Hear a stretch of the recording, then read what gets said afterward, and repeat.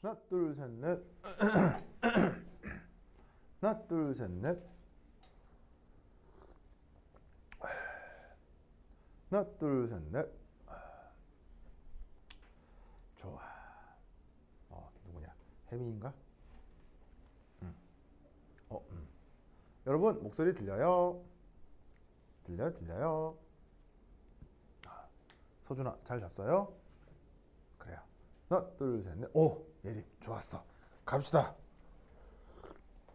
안경을 안 가져가지고 눈이 땡땡 부었네. 자, 그 다음. 여기 줄게요.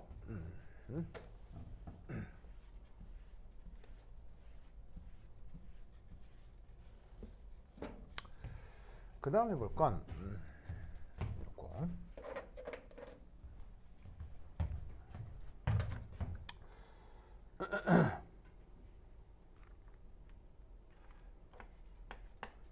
자, 이거 한번 살펴봅시다.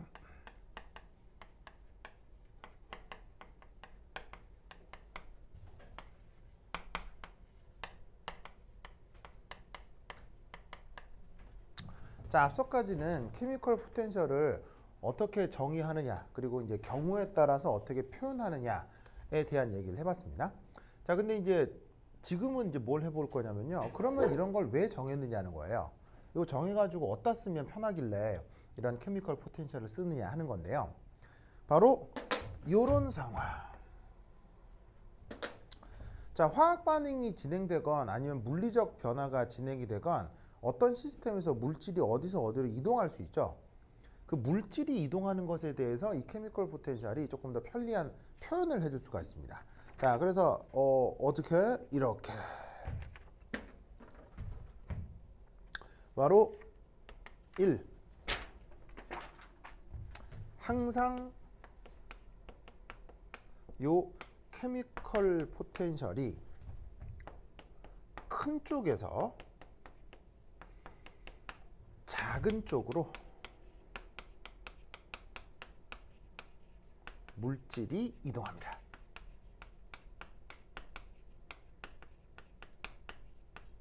요거는 뒤에서 리액션 깁스 에너지라는 컨셉을 얘기하고 또 한 번 얘기를 할 건데, 우선은 이러하다라고 그냥 생각을 합시다.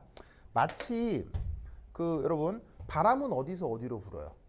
바람은 고기압에서 저기압으로 불죠. 그럼 바람이라고 하는 것도 일종의 물질 이동이죠. 맞나요?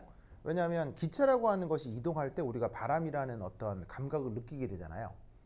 그래서 그것도 고기압에서 저기압으로 기체 분자가 이동하는 게 그 바람이듯이 모든 물질들이 그처럼 큰 쪽에서 작은 쪽으로 이동한다라고 생각을 하는 거예요. 이건 이제 뒤에서 깁스 에너지랑 조금 연결을 할 텐데, 우선은 그냥 이렇다라고 그냥 인정을 좀 합시다. 그리고 두 번째, 양쪽의 케미컬 포텐셜이 같아지는 경우, 바로 평형에 도달한 것입니다.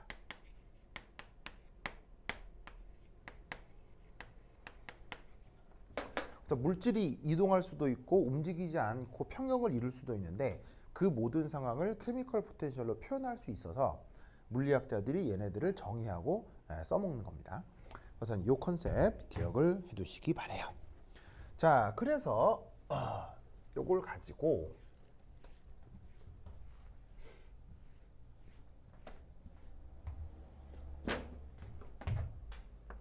자, 뭘 하나 생각해 볼 거냐면 바로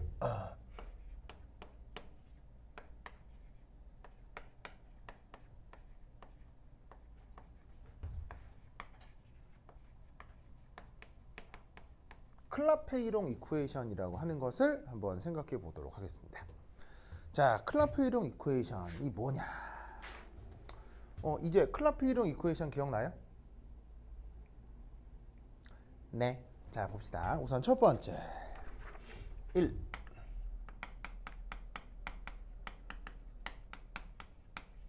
순물질의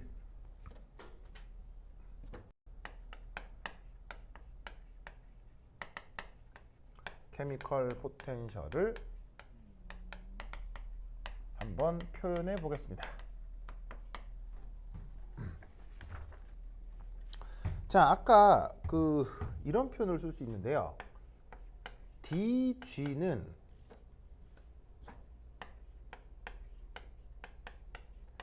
VDP SDT. 요 수식 기억나요? 이게 바로 뭐였죠? 아까 얘기했던 펀더멘셜 이퀘이션이었죠. 그런데 얘를 이렇게 바꾸고 싶습니다.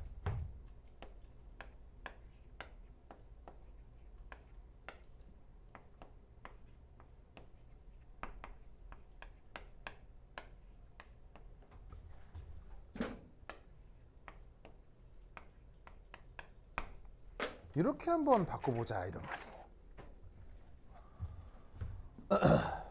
자, 그럼 양변을 다 뭐로 나눈 거예요? n으로 나눈 거죠. 그럼 동일한 걸로 나눴으니까 등호는 그대로 성립하겠네요. 여기서 n의 의미가 뭐예요? 물리학의 상상 n이라고 쓰면 뭐예요? 소문자 n으로 쓰면 몰수.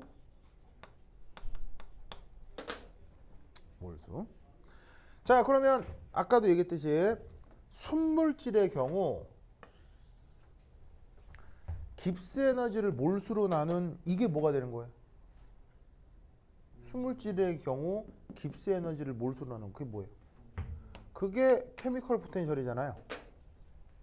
아니면 몰락 깁스 에너지라고 했었는데 순물질의 경우는 몰락 깁스 에너지가 바로 케미컬 포텐셜이 된다고 했죠. 그러면 얘는 또 어떻게 바꿀 수가 있느냐? VM dP SM dt. 그러면 여기에 있는 요만큼은 이렇게 잡은 거고요. 이름이 몰러 볼륨이에요. 바로 부피인데 1몰당 부피가 되는 거고요. 그 다음에 여기에 있는 이만큼 얘를 이렇게 잡았어요. 바로 엔트로피를 몰수로 나눈 건데 얘는 몰러 엔트로피. 그 순물질의 1몰당 엔트로피라고 생각할 수 있겠죠. 그래서 깁스 에너지 표현 수식으로부터 순물질의 케미컬 포텐셜을 이렇게 표현을 해본 거다 이런 말입니다. 알겠죠? 자, 그럼 이제 얘를 어디에 써먹느냐?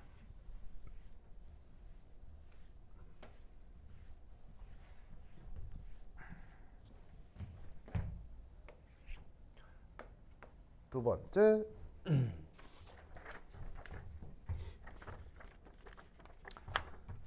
자, 순물질의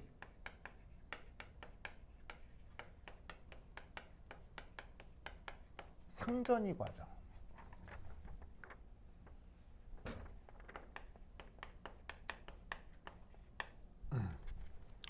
보시다시피 바로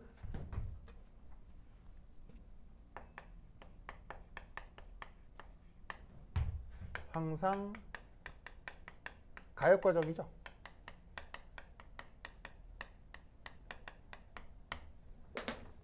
자, 뭔 말이냐면 순물질의 상전이 과정, 뭐 대표적으로 뭐 물이 얼음이 되고 얼음이 물이 되는 그런 과정을 생각해 보자고요.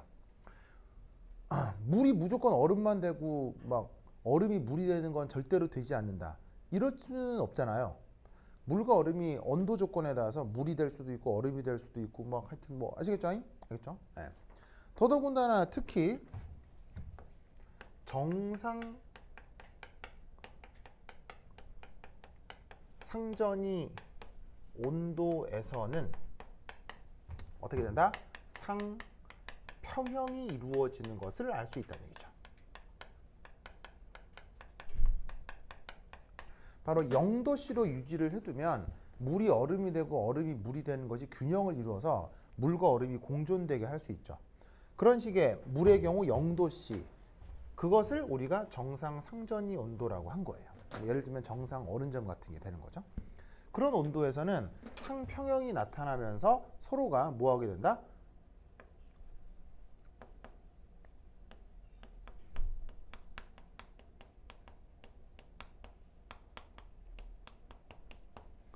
여러 상태들이 같이 존재하는 일들이 벌어질 수 있다는 얘기죠. 그러면 이것으로부터 이런 걸 한번 생각해 봅시다. 3. 자, 어떤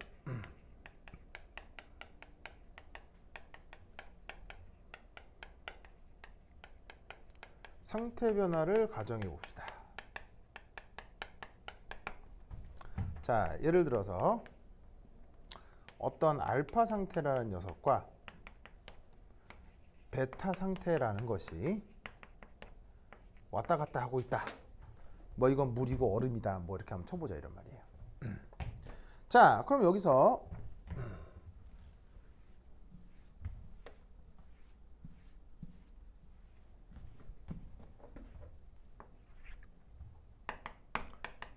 두 상태가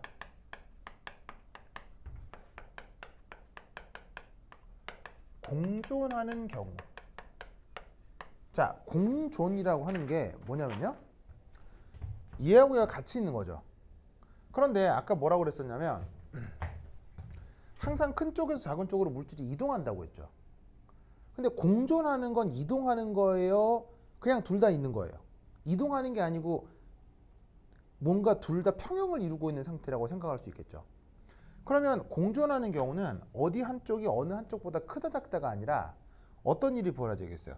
양쪽의 이 케미컬 포텐셜이 같아지는 경우라고 해야 될 거라 이런 말이에요. 그래서 이때 어떤 생각을 할 수가 있냐면 바로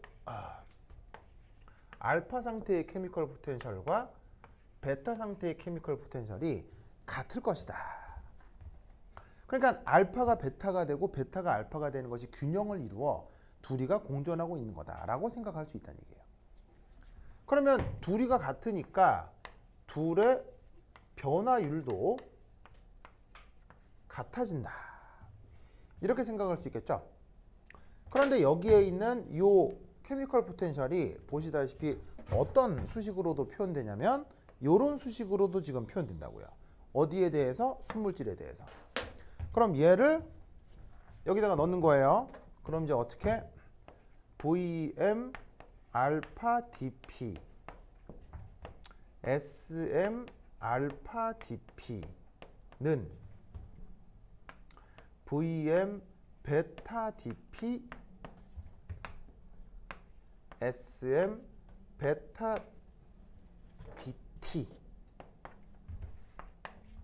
이렇게 표현이 바뀌겠죠. 맞나요? 자, 그럼 이때 여기서 얘를 어떻게 바꿔줄 수가 있느냐? 얘를 이리 보내고 얘를 이리 보낸다고 해봅시다. 그러면 어떻게 될 거냐? VM 알파 빼기 VM 베타 dp는 SM 알파 SM 베타 dt 이렇게 바뀌겠네요. 그럼 여기서 최종적으로 dp dt는 어떻게 바뀔 것이냐? 바로 VM 알파 VM 베타 오버 SM 알파 SM 베타 혹은 이렇게 델타 SM 오버 델타 VM 이런 꼴로 표현이 바뀔 수 있다 이런 얘기예요. 자, 이 표현의 의미 알겠어요? 자, 이렇게 소문자 의미 붙은 건 뭐야? 1몰의 어떤 물리량을 뜻하죠.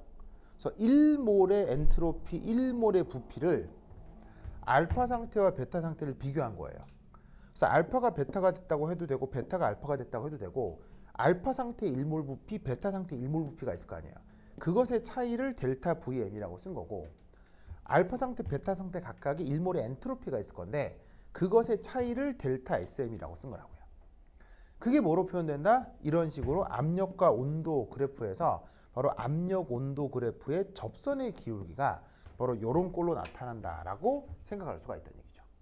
이렇게 나타나는 이 수식을 이걸 뭐라고 부른다? 바로 클라페이롱 이쿠에이션이라고 하는 거예요.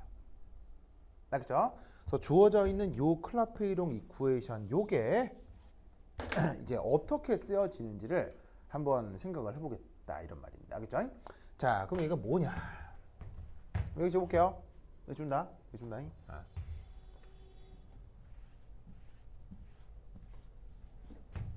자, 그러면 예를 들어서 여러분 요거 기억나요? H2O의 상도표. 자, H2O 상도표는 뭐 저번 학기 시험 보험이었을 테니까. 자, H2O 상도표는 X축하고 Y축이 뭐예요? 바로 PT 그래프죠. 그래서 그래프가 어떻게 나타나냐면 요래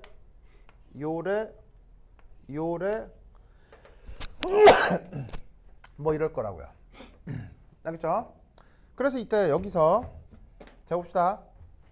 뭐 예를 들어 뚜두두두두두두두 해서 여기가 지금 만약에 1기압이다. 그럼 여기 온도 몇 도고 그 다음 여기 온도 몇 도입니까?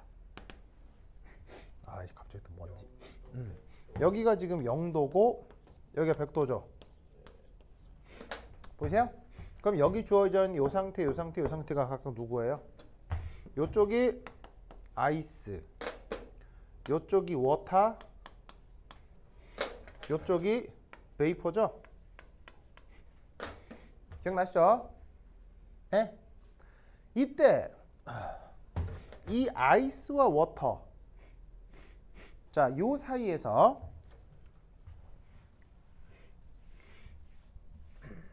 지금 요 짜잔 접선의 기울기가 현재 지금 양수예요, 음수예요?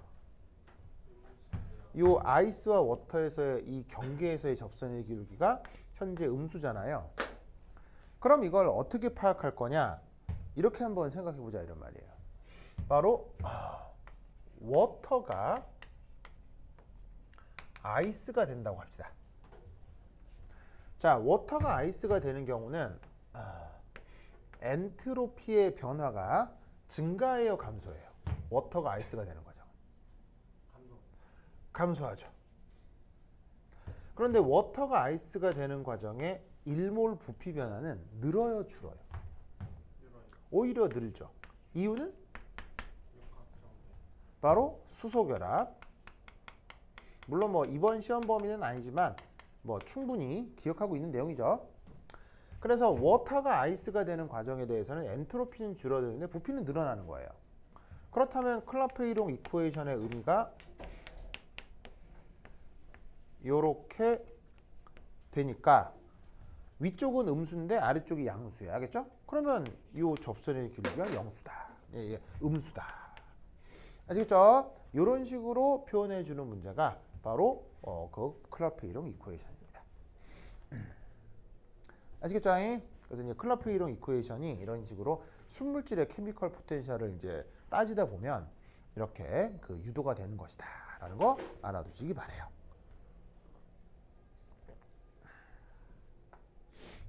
자, 그럼 여기서 간단하게 이제 퀴즈 하나.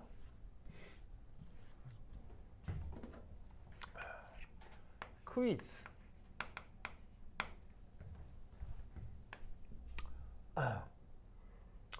알파 상태가 베타 상태로 변하는 상전이 온도가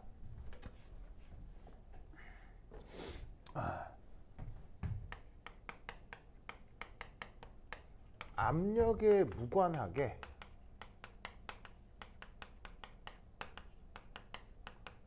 항상 일정하다면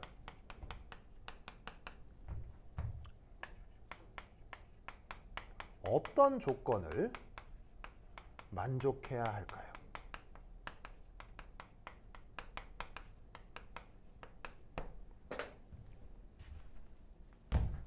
자, 어떤 조건을 만족해야 돼요? 자, 보통의 경우는 이 상전이 온도가 압력의 영향을 받습니다. 그래서 왜 뭐 압력이 조금 더 가해지면 뭐 물 같은 거, 얼음 같은 경우는 압력을 가하면은 온도가 저온이어도 얼음이 물로 잘 녹기도 하죠. 그래서 압력하고 상전이 온도는 분명 관계가 있거든요. 근데 어떤 경우 압력이 변해도 상전이 온도가 계속 일정한 경우가 있어요. 그런 경우에 조건이 뭐냐는 거죠. 뭘까요? 바로 이거라고 생각하시면 됩니다.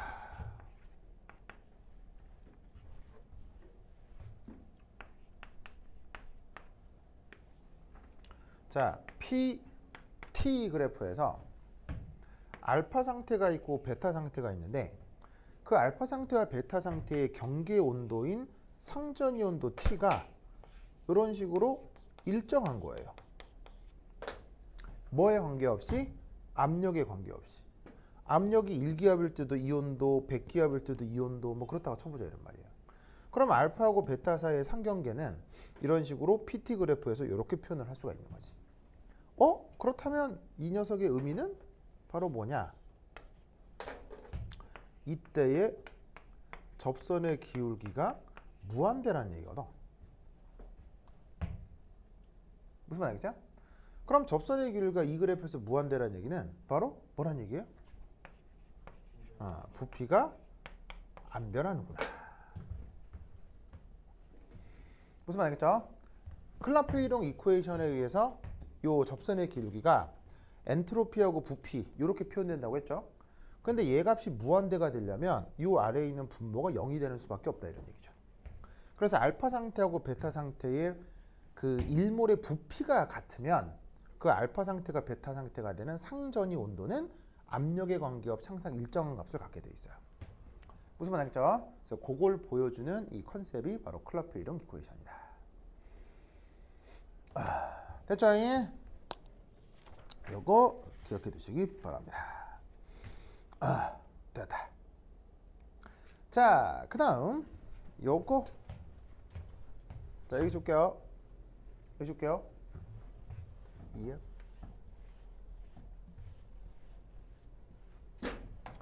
자, 그 다음에 볼 건 자, 지금까지 우리는 순물질에 대한 케미컬 포텐셜 얘기를 했잖아요. 근데 화학 평형에서는 순물질이 아니라 여러 화합물들이 섞여서 화학 평형이 나타날 수도 있죠. 그럼 당연히 화학 반응이 되는 상황은 당연히 순물질에서 화학 반응이 되는 거예요? 혼합물에서 화학 반응이 되는 거예요? 혼합물에서 화학 반응이 되는 거니까 혼합물에서 케미컬 포텐셜 표현을 어떻게 하는지를 알아보겠다 이런 말입니다. 자, 그럼 이때 자, 편의상 우선 좀 간단하게 해주기 위해서 숫자 2 성분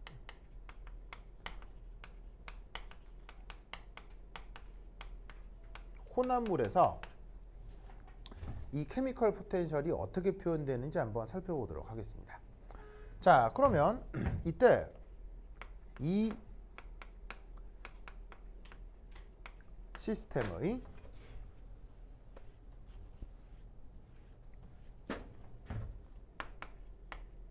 깁스 에너지에는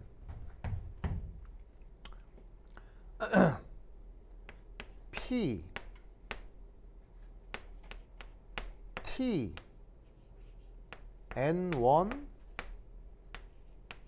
N2가 영향을 준다. 이렇게 생각을 해볼 수가 있죠. 자, PT 얘는 뭐예요? T는 온도고요. 그 다음에 P는 압력이고요. 우선 깁스 에너지에는 압력과 온도가 자연스럽게 영향을 줄 수 있죠. 왜냐하면 가장 순물질에서의 기본적인 수식이 펀더먼셜 이쿠에이션이 VDP SDT였단 말이에요. 그러니까 압력하고 온도가 깁스 에너지에는 기본적으로 변수로 깔려 있다는 얘기고요. 그 다음에 여기 있는 N1하고 N2는 이 성분이 두 가지인 혼합물에서의 각각의 몰수입니다. 몰수가 변할 경우는 당연히 물질량이 변하니까 에너지가 변할 수밖에 없거든요. 그러니까 깁스 에너지는 지금 이 성분 같은 경우는 요 네 개가 영향을 준다라고 생각할 수 있어요. 그럼 이때 여기서 이렇게 다성분에서는 요 깁스 에너지의 변화를 어떻게 표현할 수 있느냐? 이렇게 표현할 수 있습니다. dg dp dg dp t n1 n2 dp. 그 다음 dg dt p n1 n2 dt dg dn1 pt n2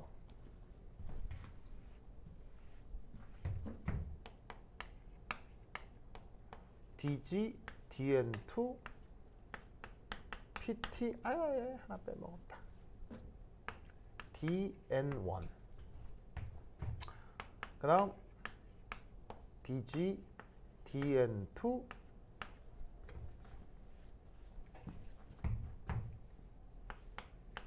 ptn1 dn2 이런 걸로 표현을 해볼 수가 있어요. 자, 이 수식의 의미는 뭐냐면요. 우선 이 아래쪽에 있는 조건들은 일정 조건들이에요. 자, 깁스 에너지에 어떤 요소가 영향을 줄 수 있다고요? PT, N1, N2가 영향을 줄 수 있다고 했죠. 그러면 변수가 4개나 되니까 4개의 변수가 한꺼번에 마구마구 움직이면 정신 있어요? 정신 하나도 없겠어요? 정신 하나도 없겠죠. 그래서 어떻게 되냐면 어떤 변수가 변할 때는 나머지 변수를 고정시켜 두는 거예요. 그래서 예를 들어 온도 N1, N2가 고정되어 있을 때 압력이 변할 때 깁스 에너지에 어떤 변화율이 있을 거 아니에요.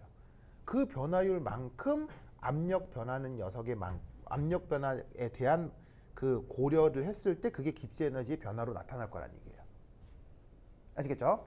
그러니까 이게 다른 요소들이 일정할 때 압력 변화에 대한 깁스 에너지 변화율인데 그 기울기에 다시 압력 변화가 곱해져야 깁스 에너지 변화가 나타날 거란 얘기죠.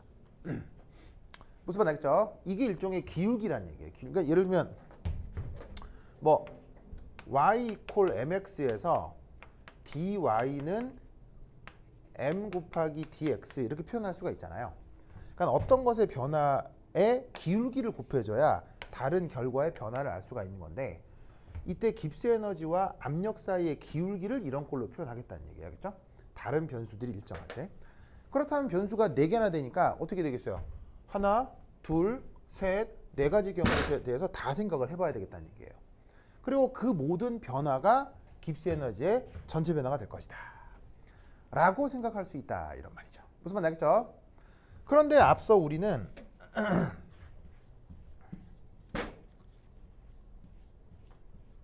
깁스 에너지의 변화에서 압력 변화에 대한 기울기가 부피라는 걸 알고 있거든요. 그래서 이렇게 혼합물에서도 여기서부터 여기까지가 바로 부피인 거고요. 바로 여기서부터 여기까지가 그게 바로 엔트로피가 되는 거예요. 그래서 어떻게 되냐면 깁스 에너지에 대한 압력 변화의 기울기가 부피니까 얘를 그냥 바로 V, dP 이렇게 간단히 써주시고요. 그 다음에 온도 변화에 대한 깁스 에너지의 기울기가 엔트로피이기 때문에 물론 앞에 마이너스가 붙은 얘를 그냥 마이너스 SDT라고 간단하게 그냥 바꿔 써주는 거예요. 무슨 뜻인지 아시겠죠? 그래서 요만큼을 이렇게 바꾼 거고요. 요만큼을 이렇게 바꾼 거예요.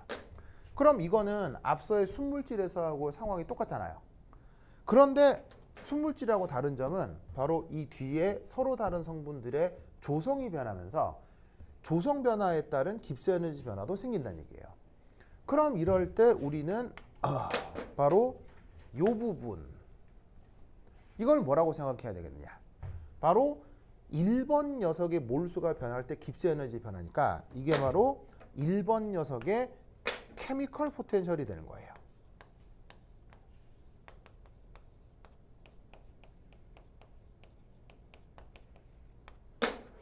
그리고 뒤에 몰수의 변화. 그 다음 마찬가지로 이 뒤쪽은 누가 되겠어요? 바로 2번 녀석의 케미컬 포텐셜이 된다고 생각할 수 있는 거죠. 아시겠죠?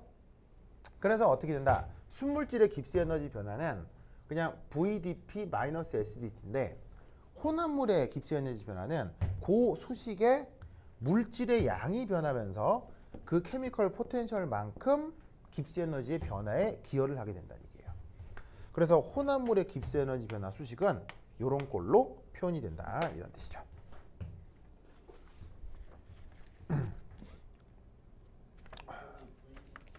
네. DP로 나눠서 그냥 V라 쓰고 뒤에 DP 붙인 거예요. 다시 뭐라고? VDP 응. 한 번만 다시 설명. 요거요? 순물질에서 이렇게 표현되니까 바로 깁스 에너지하고 압력 사이의 기울기의 부피라는 결과를 그냥 여기서 그대로 활용하는 거예요.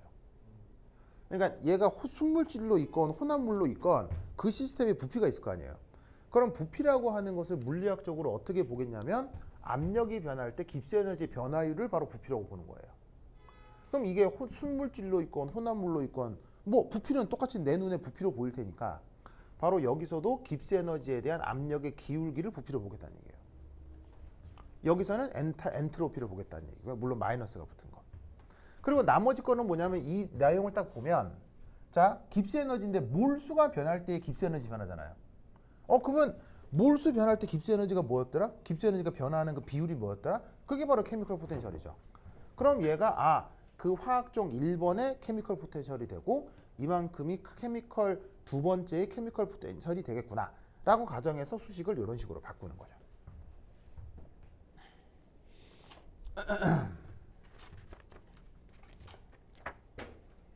무슨 뜻인지 아시겠죠?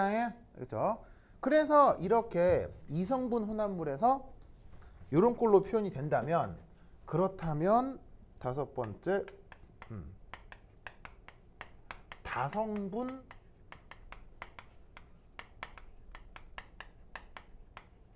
혼합물에서는 이제 일반적으로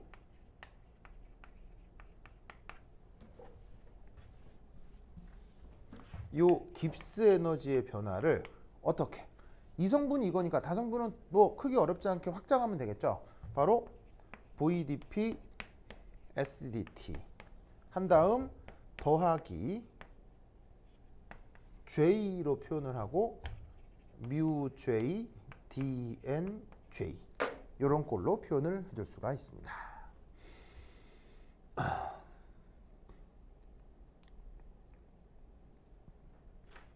아시겠죠? 이것을 기억해 두세요. 그래서 섞여 있는 혼합물의 조성이 여러 가지일 수 있잖아요. 그럼 J니까는 1번부터 몇 번까지 있겠죠. 그럼 각각에 대한 케미컬 포텐셜의 각각의 몰수 변화 그게 더해져서 전체 깁스 에너지로 표현이 된다. 저걸 문제 써먹을 수 있어요. 네. 네. 써먹는 게 나올 거예요, 이제. 나올 거예요. 자, 그럼 이때 여기서 등온, 등압 과정이라고 생각을 해봅시다. 자, 왜 등온, 등압 과정을 생각을 하냐면요. 여러분들이 화학 평형 문제 풀 때 화학 평형에서 온도가 보통 일정해요, 온도가 보통 변해요. 항상 온도가 일정하잖아요, 화학 평형 할 때는. 예를 들면 산염기 평형할 때 온도가 막 25도씨였던 게 50도로 변했다. 이런 산염기 문제 본 적 있어요, 없어요? 없을걸요? 즉 평형상수 가지고 화학 양론 계산할 때는 무조건 온도 일정이에요. 무슨 말 알겠어요? 그래서 온도 일정하다라고 얘기를 하고요. 그 다음 등압은 자 모든 화학 실험은 어디서 하는 거예요? 모든 화학 실험은 지구에서 하는 거죠. 그럼 지구에 놓여 있는 모든 물체는 지구의 등압 대기 조건에 존재하는 거죠. 그러니까 지구상에 존재하는 모든 물체는 항상 등압 조건에 있을 수밖에 없는 거예요. 그러니까 등온 등압 조건은 우리가 평소에 실험을 하는 가장 보편적 조건이 될 수 있다는 얘기죠. 그렇다면 이 수식에서 압력하고 온도가 일정하다. 이렇게 아래 첨자로 쓰는 게 다 일정 조건을 얘기하는 거라고 했죠. 그러면 이 수식이 어떻게 바뀌겠어요? 복잡해 보이지만 이 앞대가리가 어떻게 된다고요? 땅 사라져요. 사라지고 뭐만 남는다? 요것만 남는 거예요. 그래서 얘를 일반적으로 쓰면 어떻게 된다?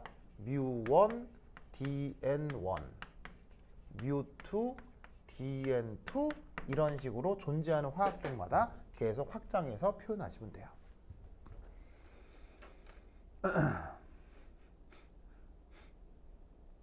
무슨 말 알겠죠? 그래서 저런 식으로 이성분, 다성분에서 그 시스템의 깁스 에너지 변화를 요런 꼴로 표현한다라는 거. 요거를 꼭 외우셔야 돼요. 그래서 저 앞에까지 좀 수학적으로 이상하다라고 해도 요거를 외우면 끝이야. 그냥 요거 외우면 끝이야. 알겠죠? 끝이에요. 자, 어떤 조건에서? 등온 등합 조건에서 케미컬 포텐셜의 몰수 변화, 케미컬 포텐셜의 몰수 변화를 화학종마다 다 더해 주시면 그게 그 시스템의 전체 깁스 에너지 변화가 된다. 알겠죠? 요 굉장히 중요해. 여기에서 평형상수가 유도되는 거야. 알겠죠? 요 컨셉을 알아야 돼. 이걸 알아야 평형상수가 어떻게 나오는지 알 수 있어. 알겠죠? 요 기억해야 돼. 됐다. 자, 이제 화학 반응을 하려고 하는 물체들의 케미컬 포텐셜을 조금 더 다양하게 좀 표현을 해볼게요. 자, 이제 뭐냐? 요겁니다. 자, 이제 볼게요. 9, 8.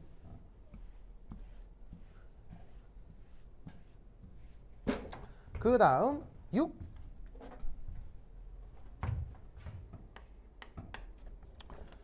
자, 바로 액체의 케미컬 포텐셜을 좀 표현해 보도록 하겠습니다.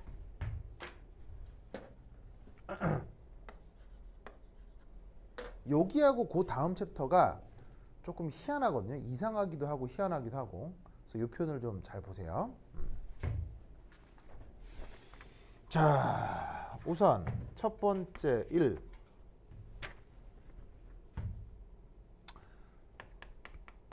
순물질 액체가 그것의 증기와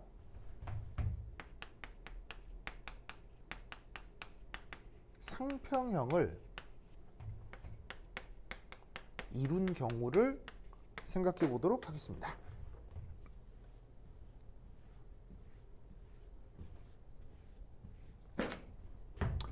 자, 그러면 어떤 상황이냐면, 자, 지금 상평형이라는 말이 나오죠. 그러면 상평형이라는 말이 나오면 무조건 무슨 그릇이어야 된다? 상평형은 무조건 이 그릇에서만 상평형이 나타나요. 이게 아니면 절대로 상평형이 안 돼요. 바로 닫힌 그릇. 무슨 말 알겠죠? 물론 뭐 그릇이 막 하여튼 변형된다고 할 수 있는데 변형되지 않는 이게 딱 정해진 그릇 알겠죠? 그런 곳에서만 상평형이 이루어집니다. 그러면 닫힌 그릇이 아니란 얘기는 다른 말로 열린 그릇에서는 상평형이 이루어진다 안 이루어진다? 절대 이루어지지 않아요. 무슨 말 알겠죠? 네. 그래서 이때 여기에 이런 식으로 어떤 물질의 액체와 어떤 물질의 증기가 그리고 순물질이 이렇게 있다고 칩시다. 그럼 이때 여기에 있는 PA 백설표 이건 바로 이 녀석의 증기압이라고 합시다. 자, 여기에 백설표 표시가 있는데 이 백설표 표시는 항상 내가 순수 퓨어한 상태에 대해서 저렇게 백설표 표시를 하겠습니다. 알겠죠?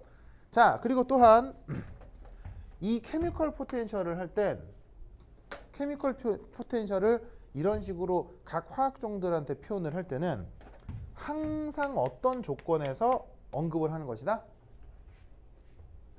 케미컬 포텐셜 표현은 항상 어떤 조건에서 하는 것이다? 등온, 그렇다면 이때 1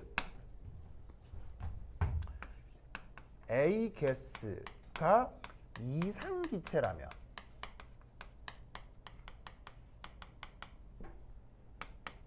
A 가스의 케미컬 포텐셜 표현은 아이야 어떻게 되겠느냐? 바로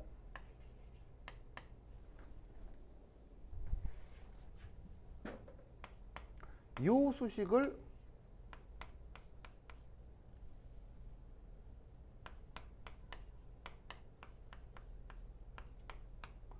그대로 써주시면 된다 이런 말이에요. 자, 요 수식 기억나요?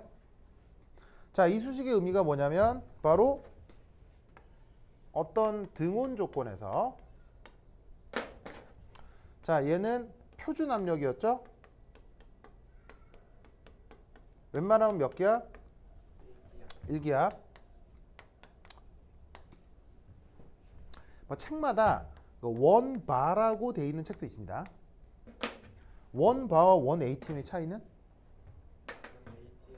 ATM은 네.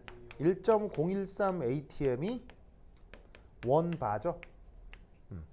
그러니까 표준이라고 하는 것도 정하기 나름이니까 1기압을 표준 조건으로 잡을 수도 있고요. 원바를 표준 조건으로 잡을 수도 있어요. 무슨 말 알겠죠? 왜, 틀렸어요? 맞나? 원바가 10에 아, 원- 5파스칼이고 원바가 아니에요? 뭐더라? ATM이 네. 1.013이고 10에 5파스칼이니까 아, 그렇지, 그렇지. 아, 원 ATM이 1.013 반가? 맞아요? 이거죠, 이거죠. 그치. 아, 그치. 맞다. 아, 단위 오랜만에 쓰니까 헷갈린다. 하여튼 뭐. 근데 어쨌건 원 ATM이나 원 바나 크기가 그냥 고만고만하죠. 고만고만하기 때문에 요래 정해도 그만, 요래 정해도 그만인데 책마다 이렇게 표시하는 책도 있고 이렇게 표시하는 책도 있어야겠죠. 근데 큰 상관은 없습니다. 뭐 여하튼 이게 이상기체에서 그 순물질의 케미컬 포텐셜 표시라고 했죠. 그런데 그 케미컬이 지금 누구예요? A라 하자 이런 말이에요. 그럼 이때 이 녀석도 A의 케미컬 포텐셜, A의 케미컬 포텐셜, 그리고 얘가 A의 부분합이 될 거란 말이에요. 근데 현재 이 녀석은 어떤 상태냐면 바로 순물질 상태거든. 순물질. 그러니까 그때의 압력도 순물질 조건의 증기압으로 표현을 해줄 수 있다 이런 말이지. 무슨 말 알겠죠? 알겠죠? 그리고 지금 얘 상태가 뭐다? 기체다, 기체다 라고 이렇게 상태를 표현해 주었습니다.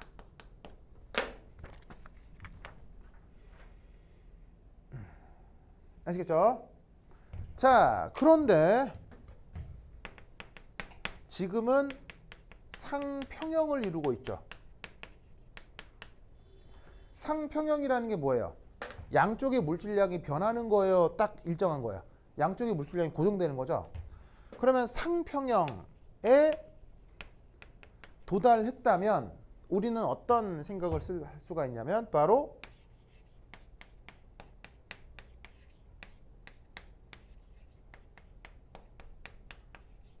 짜잔 이렇게 쓸 수 있다 이런 얘기예요. 바로 두 상태의 케미컬 포텐셜이 같다. 케미컬 포텐셜 길어서 이렇게 쓸게요. CP 이렇게 쓸게요. 케미컬 포텐셜. 케미컬 포텐셜에 차이가 생겨야 물질이 케미컬 포텐셜이 큰 쪽에서 작은 쪽으로 이동한다고 했죠. 평형이 이루어지면 양쪽 상태의 케미컬 포텐셜이 같다고 했잖아요. 그래서 이 둘의 균형이 이루어진 거라고 생각하는 거예요. 그게 A가 순수히 액체로 있는 것과 A가 순수히 기체로 있는 것 사이에서. 지금 이 상황을 이렇게 표현한다는 얘기죠. 근데 얘가 뭐야? 이거잖아. 그대로 써.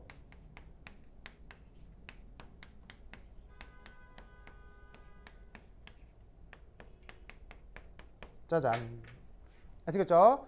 그래서 이런 경우는 놀라웠게도 기체상 성분의 케미컬 포텐셜을 액체상 케미컬 성분의 케미컬 포텐셜이라고 해도 그대로 성립한다는 얘기예요.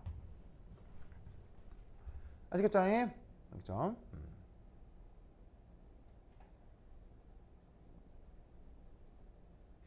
자, 이때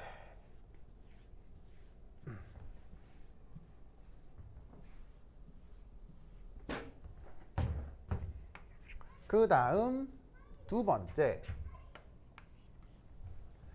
액체 상태의 케미컬 포텐셜인데 첫 번째는 순물질이었고요.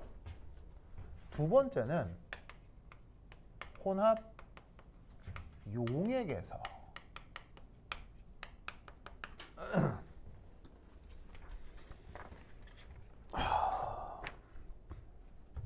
용액에서 보시다시피 용액에서 이 케미컬 포텐셜이 어떻게 표현되는지 한번 살펴보자 이런 말이죠. 자, 보이시죠? 자, 그럼 이때는 뭐 이렇게 상황을 이렇게 한번 표현해 봅시다.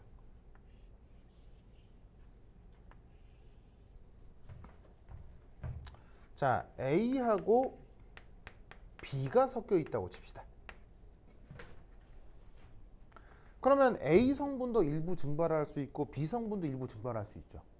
그렇다면 증기상에는 A 증기도 있을 것이고 B 증기도 있을 것입니다.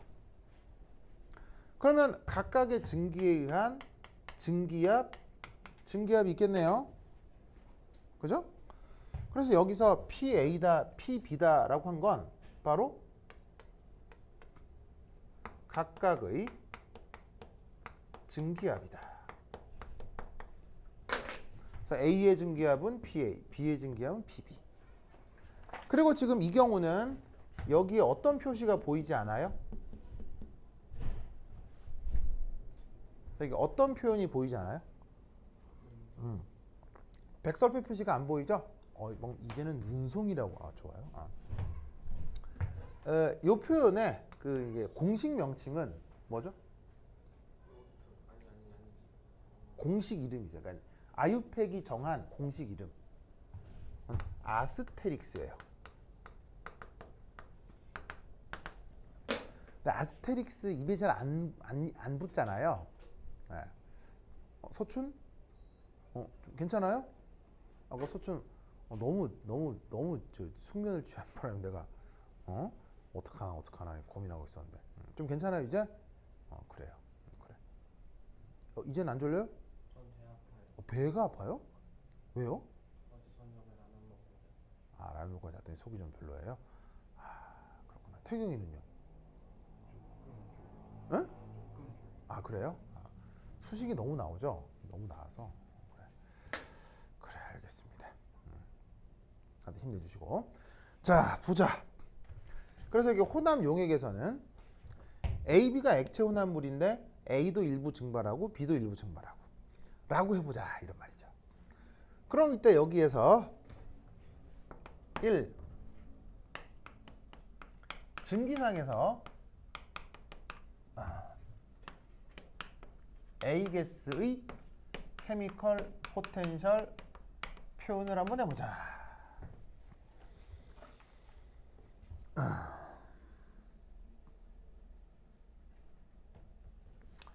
자, 어쨌건 증기니까 증기는 항상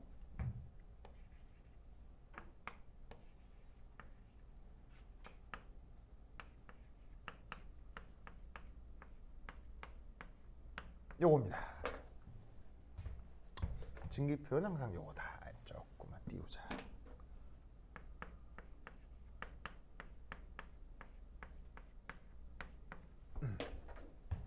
그래서 이 수식 굉장히 중요하니까 꼭 기억하라고 했죠.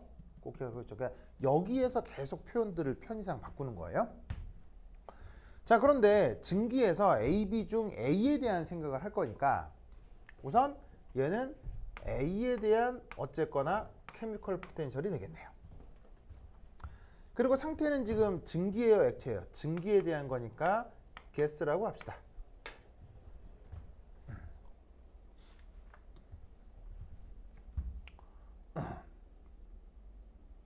아시겠죠? 알겠죠? 자, 그런데 이때 이놈은 순수한 상태예요? 순수한 상태가 아니에요? 순수한 상태가 아니기 때문에 여기에 뭐가 빠져 있죠? 백설표가 빠져 있는 거예요. 알겠죠? 자, 아까는 순수한 상태니까 A만의 증기압이라고 해도 좋은데 이 경우는 각각의 증기압일 수도 있지만 얘는 각각의 부분압이다. 이렇게 생각해도 좋겠네요. 알겠죠? 자, 어쨌거나 이것이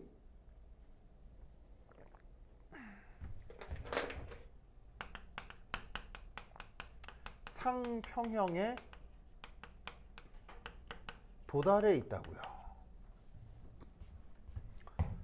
그럼 여기선 우리는 어떤 생각을 할 수 있느냐? 바로 요거와 요거.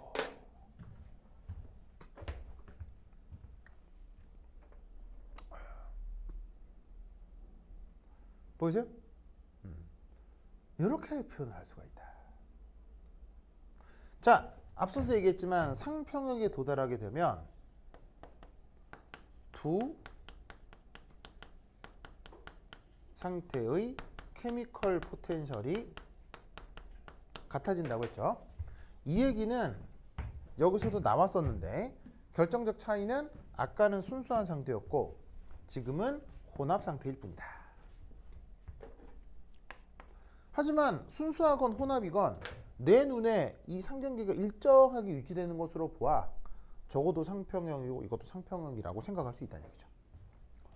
그러면 이때 요 놈이 요거랑 같으니까 얘를 여기 넣어. 그럼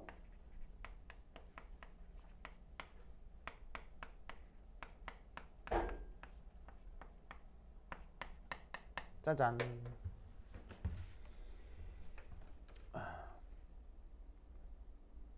이렇게 표현할 수가 있다. 알겠죠?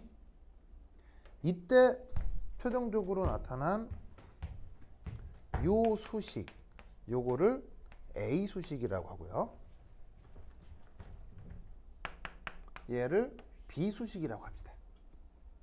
그럼 이때 B 수식에서 A 수식을 빼봅시다.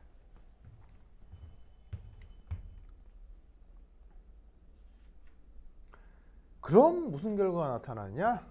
이런 결과가 나타날 겁니다.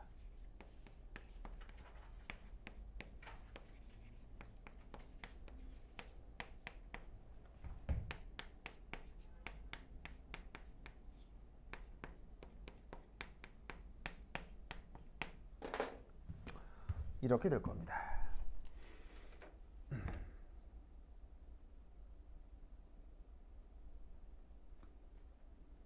자, 저렇게 되는 거 아시겠어요?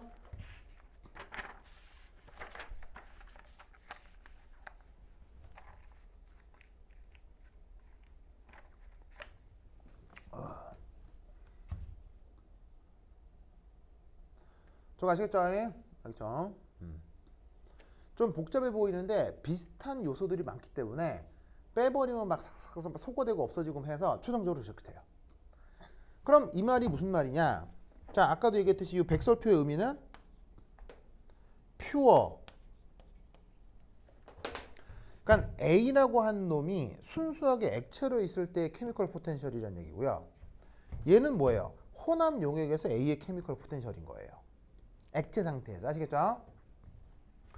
그리고 이때 여기에 있는 PA 백설표는 뭐예요? 바로 순 물질에서 증기압인 거고요. 그리고 위에 있는 PA는 혼합 용액에서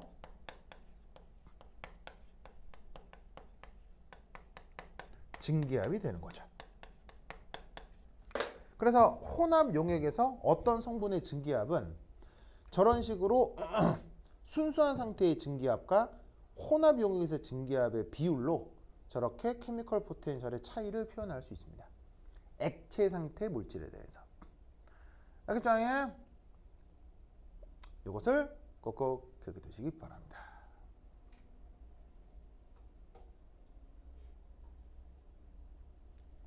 알겠죠? 그렇죠? 됐죠? 자, 썼어요? 썼죠? 자, 태경아 다 썼어요? 썼죠? 자, 그러면 요 위쪽 지울게요. 요 위쪽 지울게요.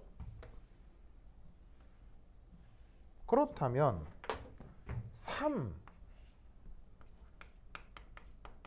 이상 용액의 경우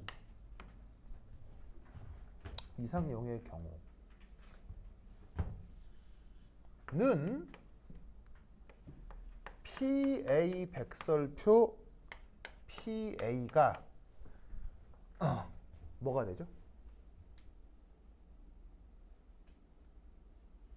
이상 용액의 경우는 조 B가 뭐가 되죠? 1. 네? 네. 태경아, 이상 용액의 경우는 저 값이 뭐가 되죠?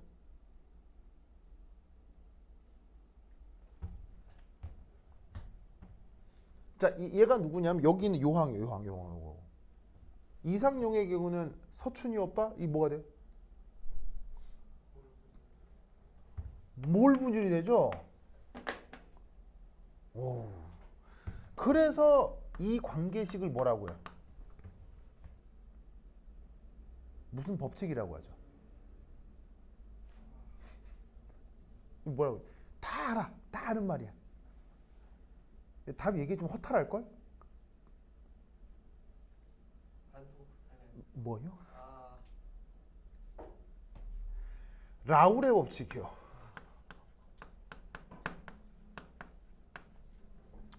내가 얘기했죠. 답 얘기 좀 허탈하다고. 저게 라울의 법칙이잖아. 근데 보통 우리는 요거 두 개 곱해서 이거다 이렇게 표현을 해서 그렇지. 이거 라울의 법칙이지 뭐. 그렇다면 얘를 어디에 넣으라고요? 여기 넣으라고요, 그죠? 여기 넣으라고요. 여기 넣으라고. 그러면 쟤를 저기 넣어주면 어떻게 되느냐? 바로 이렇게 됩니다.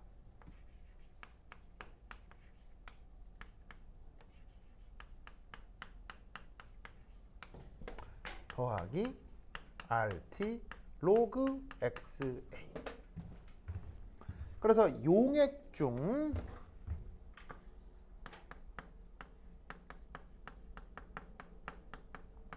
몰 분율로 특정 성분의 케미컬 포텐셜을 표현할 수 있다는 얘기예요. 아시겠죠? 이것을 꼭 기억해 두시기 바랍니다.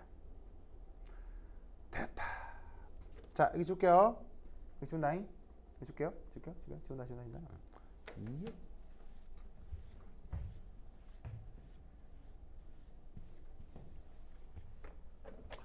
네 번째. 그렇다면 이상 용액 말고요. 실제 용액의 경우는 어떻게 표현할 수 있을까요? 바로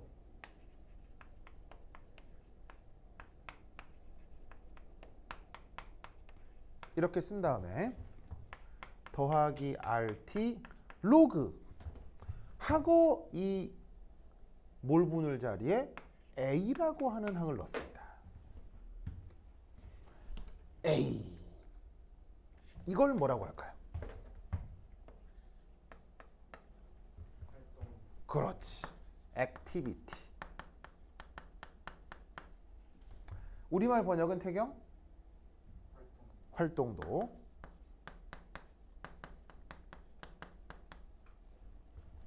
분석학 시간에는 이 활동도에 대한 그 양론적 표현을 좀 봤었어요.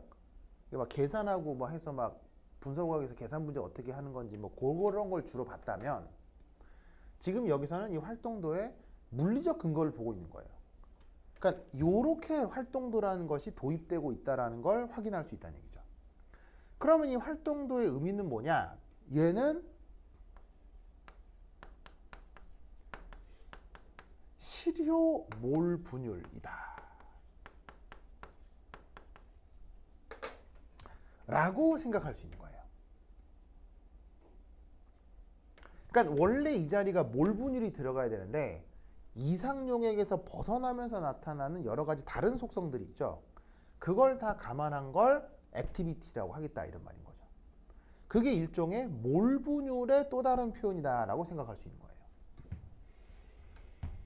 거예요. 무슨 말 알겠죠? 알겠죠? 그래서 이 경우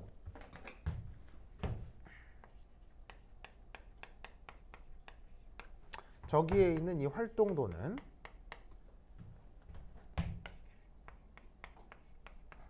이렇게 표현할 수도 있거나 아니면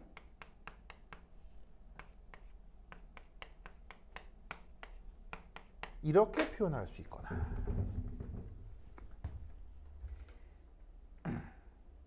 뭐래도 상관없는 거예요. 그래서 이때 무엇이 도입이 되냐면 여기에 감마라고 하는 항이 도입이 되는데 이 감마를 우리가 뭐? 그렇죠. 액티비티 코에피시언트라고 합니다. 우리말 번역은 활동도 계수.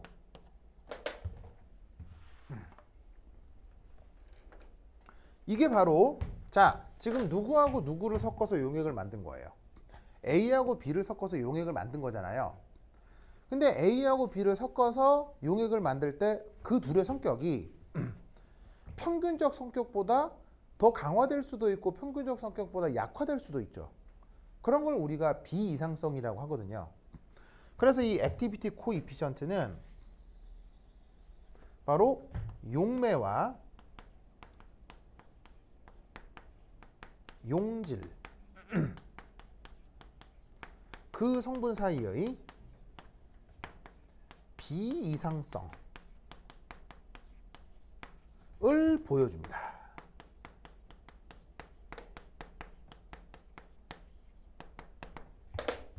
아시겠죠? 그래서 이렇게 항을 바꿔서 이상용액에서 실제 용액의 케미컬 포텐셜을 표현해 주는 거예요.